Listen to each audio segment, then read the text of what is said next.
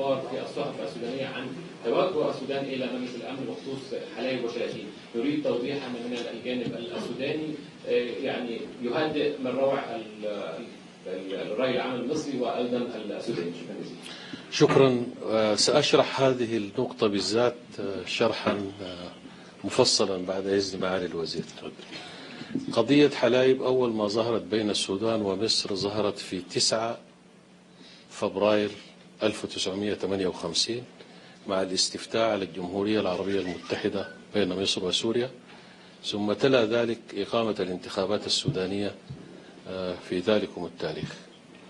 في ذلك التوقيت عندما أيام المرحوم جمال عبد الناصر دخلت قوات مصرية إلى منطقة حلايب، السودان لجأ إلى مجلس الأمن وقدم شكوى، وقام المندوب المصري آنذاك بالطلب إلى مجلس الأمن إيقاف التحقيق في هذه القضية لأن مصر ستحلها مع السودان، وبالفعل تم سحب القوات المصرية منذ ذلك التاريخ.